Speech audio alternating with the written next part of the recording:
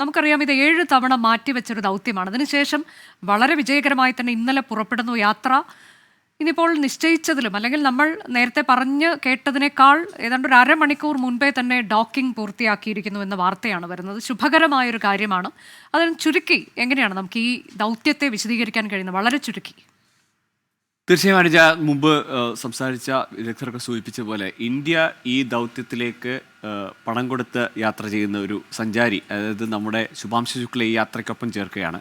അത് നമ്മുടെ ഭാവി പരിവേഷണങ്ങൾക്ക് വേണ്ടിയുള്ള അറിവ്, അനുഭവ സമ്പത്ത് സ്വാംശീകരിക്കുന്നതിന് വേണ്ടി, അല്ലെങ്കിൽ അത് അനുഭവത്തിലൂടെ പരിചയ സമ്പത്ത് നേടുന്നതിന് വേണ്ടിയിട്ടുള്ള ഒരു യാത്രയായാണ് ഇന്ത്യ ഇതിനെ കാണുന്നത്. ഈ ദൗത്യം ഒരു സ്വകാര്യ യാത്രയാണ്. ആക്സിയവും സ്പേസ് എക്സും ഒപ്പം നാസയും ISROയും യൂറോപ്യൻ സ്പേസ് ഏജൻസിയും ഒക്കെ അവരുടെ ചില പരീക്ഷണങ്ങളായി ഇതിനൊപ്പം കൂടിയിട്ടുണ്ട്. നമ്മൾ ആദ്യം നിശ്ചയിച്ചിരുന്നത് മെയ് 29-നായിരുന്നു ഈ ദൗത്യത്തിൻ്റെ ലിഫ്റ്റ് ഓഫ്, അതിൻ്റെ വിക്ഷേപണം നിശ്ചയിച്ചിരുന്നത്. 25-ാം തീയതി ഞാൻ മുമ്പ് സൂചിപ്പിച്ചിരുന്നു. അതുകൊണ്ട് ഒരു മാസക്കാലത്തോളമായി ഈ 4 യാത്രികരും അവരുടെ ക്വാറന്റൈനിലായിരുന്നു. 25-ാം തീയതി മെയ് 25-ന് ആദ്യം ക്വാറന്റൈനിൽ പ്രവേശിക്കുന്നു. 29-ാം തീയതി ഈ ദൗത്യത്തിൻ്റെ ലിഫ്റ്റ് ഓഫ് വിക്ഷേപണം പ്ലാൻ ചെയ്തിരുന്നു. പക്ഷേ അന്ന് തുടർന്ന് ഇങ്ങോട്ടേക്ക് ഏതാണ്ട് ജൂൺ 10-11 വരെയുള്ള തീയതികളിൽ കാലാവസ്ഥയിലെ പ്രശ്നങ്ങളാണ് തടസ്സമായി നിന്നത്. പിന്നീട് ജൂൺ 11-ന് വീണ്ടും ഒരു വിക്ഷേപണത്തിനുള്ള ശ്രമം. അന്ന് ഫാൽക്കൺ റോക്കറ്റിലെ ദ്രവ ഓക്സിജൻ്റെ ലീക്കേജ് ആയിരുന്നു പ്രശ്നം. അത് കഴിഞ്ഞ് 13-ാം തീയതി ഒരു തീയതി നിശ്ചയിക്കുന്നു. ആ സമയത്ത് റഷ്യൻ, ഇപ്പോൾ നമ്മൾ കണ്ട ഹാർമണി മൊഡ്യൂളിലേക്കാണ് നമ്മൾ ഇപ്പോൾ ഈ ക്രൂ ഡ്രാഗൺ അറ്റാച്ച് ചെയ്തിരിക്കുന്നത്, ഡോക്ക് ചെയ്തിരിക്കുന്നത്.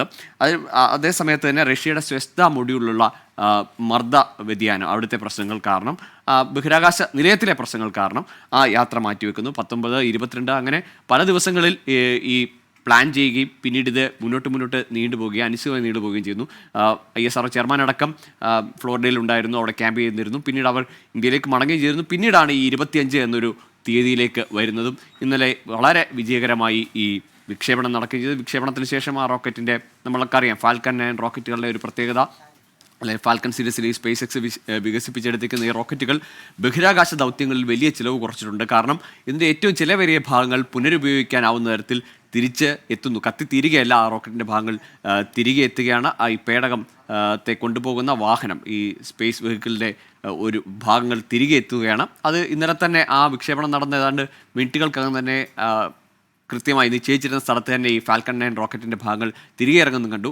സ്വാഭാവികമായും മുമ്പ് അനുജ സൂചിപ്പിച്ച പോലെ ഇപ്പോൾ ഈ യാത്രകൾ വളരെ ഒരു പിക്നിക്ക് പോലെ, ഒരു വളരെ ട്രിപ്പ് മൂഡിലൊക്കെ ഇവർ പോകുന്നു. അവരുടെ സംസാരം മുമ്പ് വളരെ നമ്മൾ അങ്ങേയറ്റം ആശങ്കയോടുകൂടിയോ അല്ലെങ്കിൽ വലിയ ഉദ്യോഗത്തോടുകൂടിയോ കണ്ടിരുന്ന സമയത്ത് ഇന്ന് ഈ കഴിഞ്ഞ ഈ ആക്സിയം 4 ദൗത്യത്തിലുള്ള യാത്രികരുടെയൊക്കെ പ്രതികരണങ്ങൾ, അവർ ബഹിരാകാശത്ത് ജോയി എന്ന ആ പാവയോത്ത് സ്വാൻ, അതിനൊപ്പം അതിനെപ്പറ്റി പറയുന്നു. ശുഭാംശു ശുക്ല അടക്കം ഇന്ത്യൻ മിത്തോളജിയിൽ ഈ സ്വാനിനുള്ള പ്രത്യേകത എന്താണ്, എത്രത്തോളം പ്രാധാന്യമുണ്ടെന്ന് പറയുന്നു. ഒപ്പം ആ മൊഡ്യൂളിന് തന്നെ അവർ ഗ്രേസ് എന്ന് പേരിട്ട് വിളിക്കുന്നു. അങ്ങനെ കാരണം കുറേ ദിവസങ്ങളായി അവർ ഇടപഴകുന്ന ഒരു സ്പേസാണത്, ഒരു ഇടമാണത്. അതിനെ അവരങ്ങനെ ഗ്രേസ് എന്ന് പേരിട്ട് വിളിക്കുന്നു. അങ്ങനെ ശരിക്കും പറഞ്ഞാൽ ഭൂമിയിൽ ഒരു കുട്ടിത്തം നിറയുന്ന കുറേ കാര്യങ്ങൾ ഈ യാത്രയിൽ, അല്ലെങ്കിൽ ഈ യാത്രികരുടെ ഭാഗത്തു നിന്ന് അവരുടെ പ്രതികളൊക്കെ ഉള്ള ഒരു കുട്ടികളെ പോലെ അവർ പ്രതികരിച്ചത് അത് തന്നെ. ഈ വാക്വം സ്പേസിലേക്ക്, സീറോ ഗ്രാവിറ്റി, മൈക്രോ ഗ്രാവിറ്റിയിലേക്കൊക്കെ എത്തുമ്പോൾ കുട്ടികളെ പോലെ ഞങ്ങൾ ചലിക്കുന്നു എന്നതാണ് അവരുടെ പ്രതികരണം വന്നത്. അങ്ങനെ വളരെ കൗതുകമുള്ള കാഴ്ചകളാണ് വരുന്നത്. ഈ കൗതുകത്തിനൊക്കെ അപ്പുറത്തേക്ക്, ഇത് നമ്മളുടെ കാഴ്ചകളിൽ കൗതുകത്തിനപ്പുറത്തേക്ക് മുമ്പ് സൂചിപ്പിച്ചതുപോലെ മൈക്രോ ഗ്രാവിറ്റിയിലുള്ള സാഹചര്യങ്ങളെ മനസ്സിലാക്കുന്നതിനും അവിടെ നടത്തുന്ന പര്യവേഷണങ്ങളുമാണ് ഇനി മുന്നോട്ടുള്ളത്.